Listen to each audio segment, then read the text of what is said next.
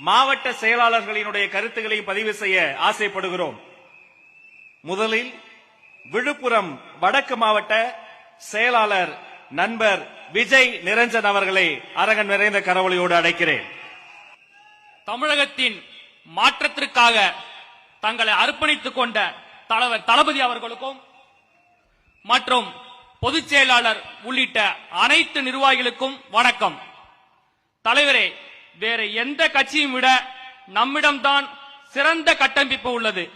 இன்று நமது கழகம் குறுகிய காலத்தில் இவ்வளவு பெரிய வளர்ச்சியை எட்டியிருக்கிறது என்றால் அதற்கு நம்மிடம் உள்ள பலமான தொண்டர்கள் தான் காரணம். அந்த தொண்டர்களின் பலத்திற்கு நீங்கள் ஒருவரே காரணம். நமது கட்டமைப்பு பலமானது என்று நான் ஏன் சொல்கிறேன் என்றால், நம்முடைய வேர்கள் அடிமட்டம் வரை ஆழமாக பாய்ந்துள்ளன.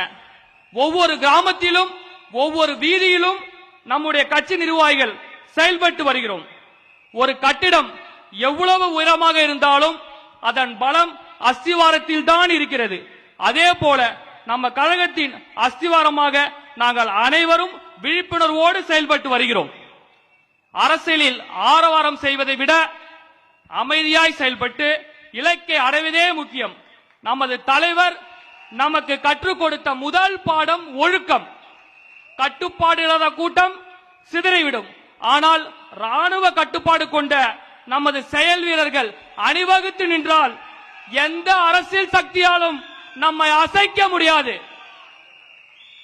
அதிகாரத்தை நோக்கிய பயணத்தில் நமது கண்ணியமும் ஒற்றுமையும் தான் நமது கட்டமைப்பின் உண்மையான வலிமை. இன்று மக்கள் எதிர்பார்க்கும் மாபெரும் கழகமாக நாம் உருவெடுத்துள்ளோம். நமது கட்டமைப்பு வெறும் காகிதத்திலோ அல்லது சமூக வலைதளங்களிலோ மட்டுமில்லை, அது மக்களின் இதயங்களில் இருக்கிறது. மக்களுக்கான மக்கள் பணி என்ற அடிப்படையில் ஒவ்வொரு கழக வீரரும் தங்களின் பகுதியில் உள்ள மக்களின் அடிப்படை தேவைகளை அறிந்து உதவி வருகிறோம். மக்களுடன் நாம் கொண்டுள்ள நெருக்கமான தொடர்பே மற்ற கட்சிகளிடமிருந்து நம்மை தனித்து காட்டும் பலமான அரண். தலைவரே, தேர்தல் களமோ மக்கள் போராட்டமோ இருந்தாலும் நாம் நமது கட்டமைப்பையும் தயாராக இருக்கிறோம். வரும் காலங்களில் நமது பலத்தை உலகுக்கு நிரூபிக்கும் நேரம் நெருங்கிவிட்டது. நீங்கள் கட்டளையிடுங்கள், நாங்கள் தொய்வின்றி உழைக்கிறோம். நம் வெற்றி யாராலும் தடுக்க முடியாது. தலைவர் தளபதி தலைமையில் வாகை சுடுவோம், புதிய தமிழகத்தை படைப்போம். நன்றி, வணக்கம்.